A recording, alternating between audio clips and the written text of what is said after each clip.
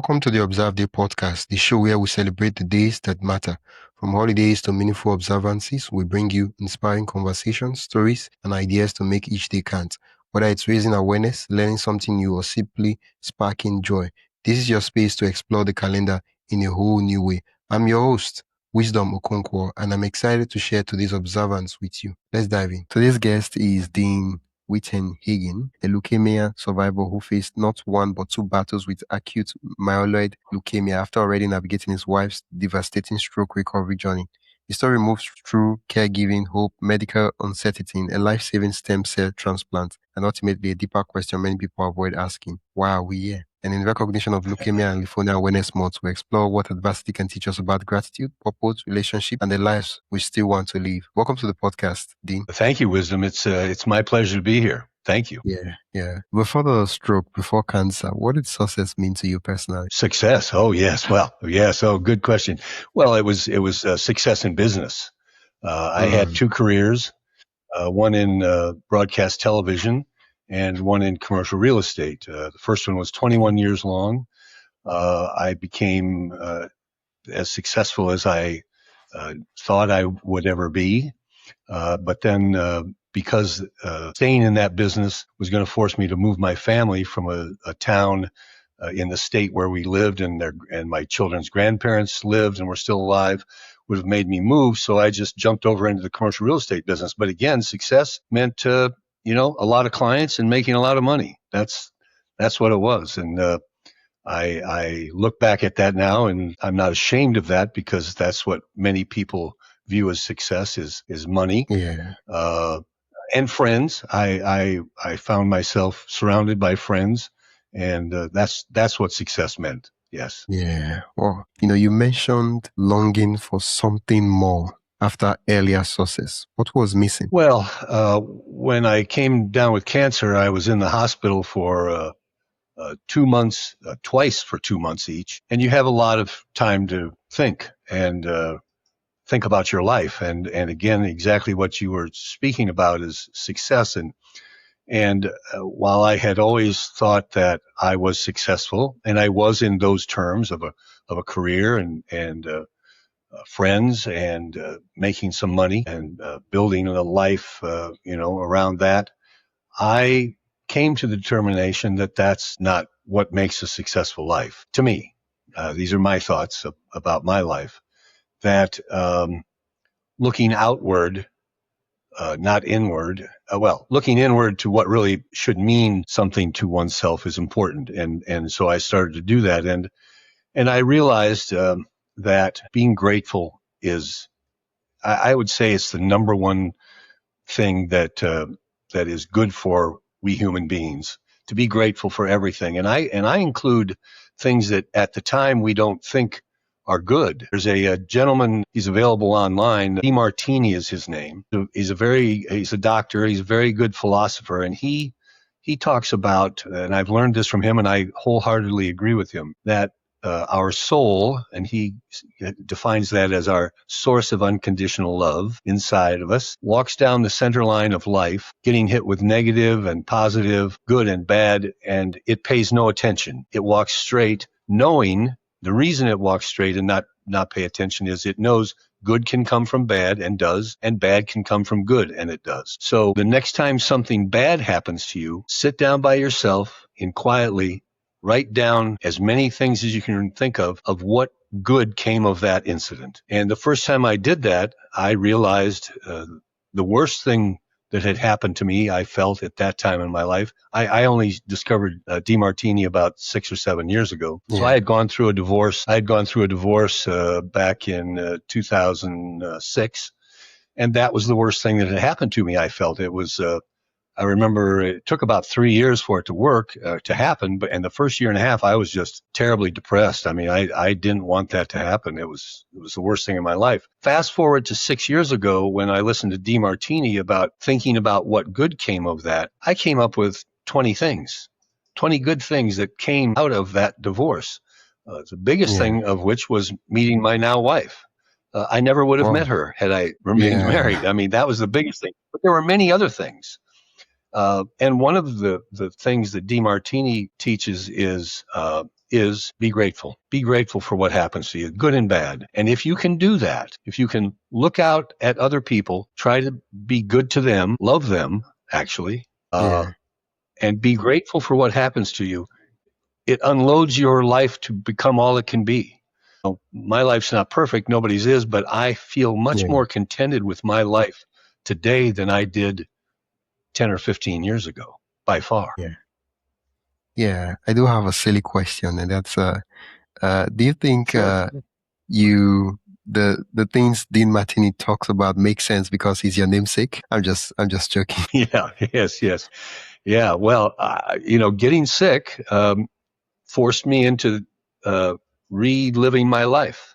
I'm not Yeah. sure I would have done that without that time. I mean, I laid in bed for 4 months. I could get up and walk a little bit, but I was in the hospital room for 2 months at a time, lying in bed most of the time, sitting in a chair, reading, contemplating, and I that's when I really inspected my life. I hadn't Yeah. done that up until that time. And did you get the question? Did you get the answer to the question you were asking? The question that was like, what was missing? What's living? What's life? Yes. Well, to me, I grew up in the church. My Yeah. mother and father were religious people. So I grew up in the church, and I've always been affiliated with the church. Here in Scottsdale, Arizona, I'm on the board of directors of our local church. But what I came to realize, the age-old question, why are we here? Why did God create us? What are we to do? My answer to that was to do the two things that Jesus told us to do: love God and love your fellow human being. Put yourself to doing better for your fellow human beings. Do whatever you can for them. And that's what I've tried to do these last 7 years now. It was 2019 when I had the stem cell transplant that saved my life. So that's how I try and prioritize my life. I'm not perfect at it, certainly. I'm still human and sinful and failing, but I try to remember those two things. I try to love and honor my God who created me, and love and honor the other people on this planet that He created. So those two things. Yeah. Well, I want us to step back a bit. When you first had the acute myeloid leukemia diagnosis, what was the thoughts you never said out loud? Well, I never was afraid of dying. So it wasn't as if I was afraid of dying and just didn't speak it. I didn't speak it because I didn't think I was going to die. The cancer is fatal without a stem cell transplant. I would have been dead almost 7 years ago. Um, so you know, I never had fear about that. I didn't. I trusted my doctors. I knew there was a, a a way to live, and that was a stem cell transplant. Now, I must say, the first time I had cancer in 2017, I did not have any good matches in the world. And so I declined. There are 10 biomarkers, Wisdom, that medicine uses to match you with a donor. I don't know what those all are, but there are 10 of them. My son was Yeah. the only close match, and he was only a half match. And I had done research to show that lower matches can end badly. You Yeah. can get more diseases, skin cancer, many things. And so I said to the doctors in 17, no, thank you. I don't want to try a match with my son. And my wife and I went off and it treated naturopathically with a naturopathic doctor in another state for 2 years. And I was feeling great. I thought he had healed me and that the cancer would never return, but it did in 19. And miraculously, I would say it's a God thing. When I came back in 19, I had 3 matches around the world. 2 in Germany. Go figure, I'm 100% German in my heritage. Uh, and, and, and 1 in Ohio, a young man in Ohio. Was a match. And so the doctors picked the young man from Ohio. It was just easier, I'm sure, than getting the transplant material, which is basically stem cells from Germany and shipping them here, quickly and getting them in me. So they picked a young man in Ohio. And in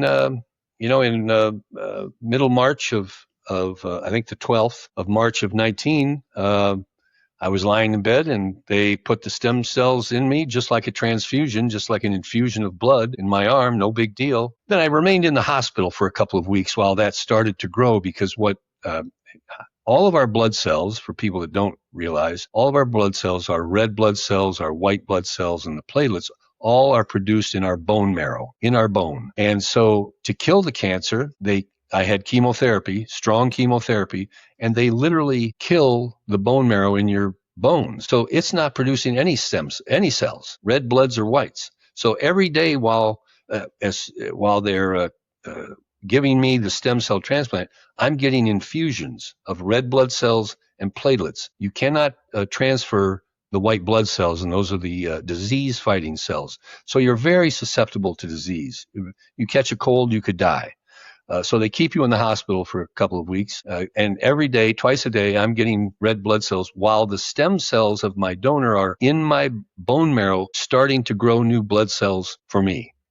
And Yeah. I'll throw one other strange fact out to your audience, and that is when you have a stem cell transplant, I have basically become my donor. It's a Wow. medical fact called chimerism. I now have his blood type. I did not before the transplant. I Wow. was an A positive. He's an O positive. Now I am O positive. Plus, Wow. the more startling thing is I have his DNA, his Wow. actual DNA. There is no more of my DNA on the planet. I have his. Wow. There are two of us with the exact same DNA. Wow. This So sounds like a it's true just, crime. yeah, Wow. yeah, This is, yeah, yeah, yeah. So wow. there's Well, two of how us does it walking around out there. We look different.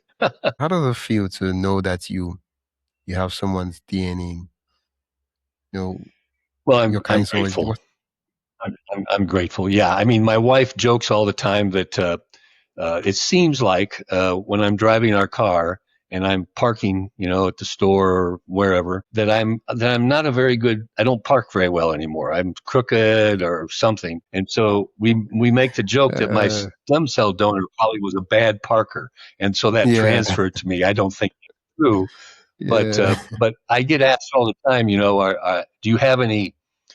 Do you like any food that he liked? Do you have any yeah. allergies that he had? I don't know about that. I've spoken with him numbers of times. In fact, we got to go to his wedding. Oh wow. He and his wife are emergency room nurses in Ohio, and they got married about a year ago, or a little year and a half.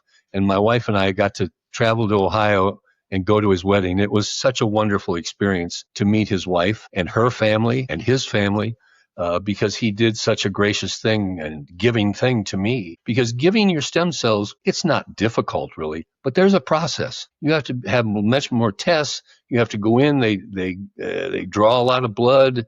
It's not hard necessarily. It's not hard on you physically, but it's not easy. So he gave up a good chunk of his uh, daily routine because he had to fly off to, he was out in the East Coast from Ohio to where they drew the stem cells. And so I'm just grateful. And if I can be as gracious as he was to me to other people, why, I'll take that. Through those period of the cancer, being in the hospital, you spent enough time asking yourself, how had I lived? What was the answer you got when you were asking yourself that question? Was it a surprising answer? Was it one you were comfortable and okay with? Well, I was comfortable with, because I knew how I had lived, and it was for me. It was for me. Now, when I was married the first time, I loved my wife. I love my children dearly yet.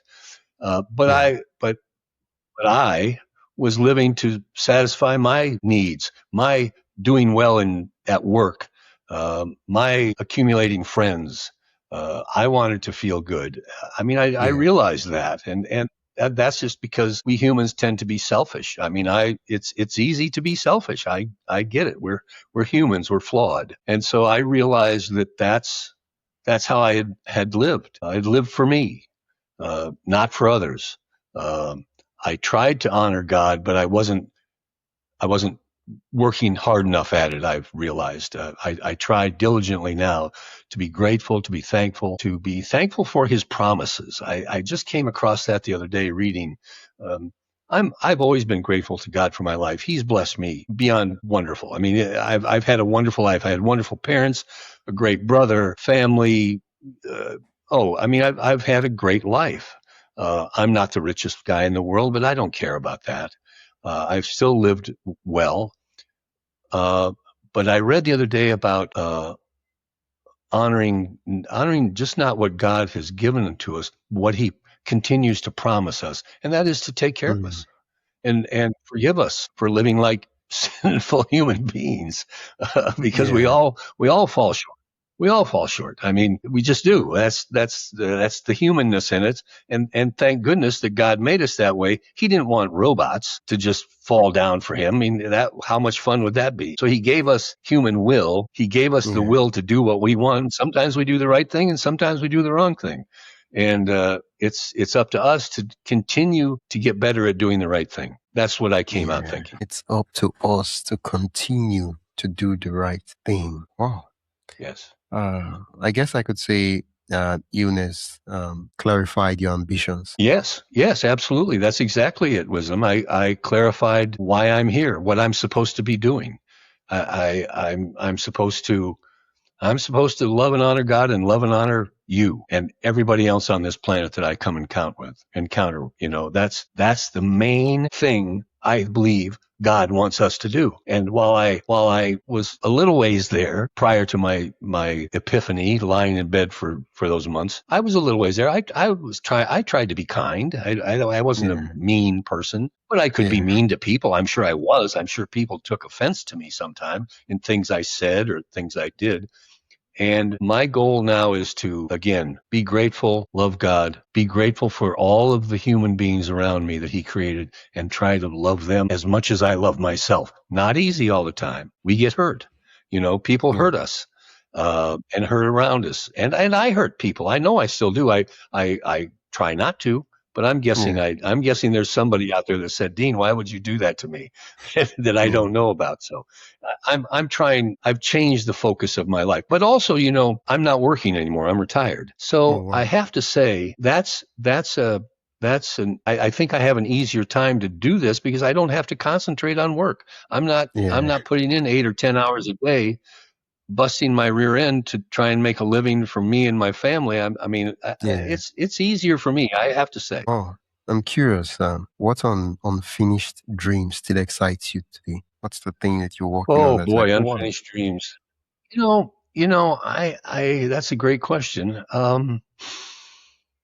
Well, I would love to see my children continue to grow up and be Okay. fulfilled and do well and do the two things I'm talking about: honor God and honor their fellow human beings. That would be my greatest wish, is that my children and my granddaughter. I have one granddaughter. She's a beautiful girl, 9 years old. I don't get to see her very much. She's in another state. Oh, wow. Patsy, my wife, and I traveled there a couple of months ago to see them. It was wonderful, and my daughter was there too.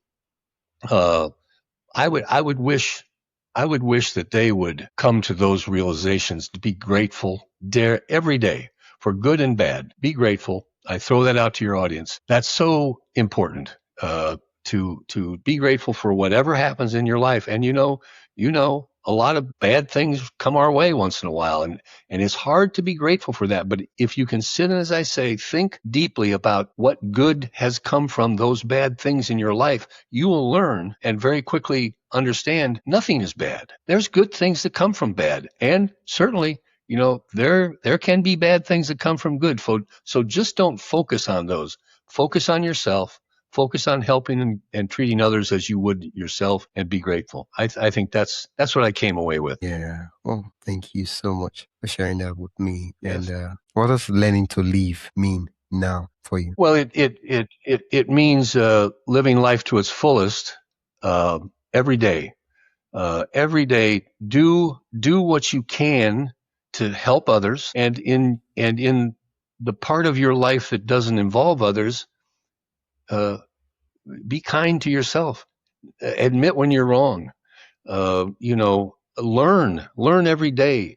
That's what it means to me now. That's I'm not striving for a paycheck. That part of my life is past, which Yeah. I'm grateful for. Another thing I'm grateful for.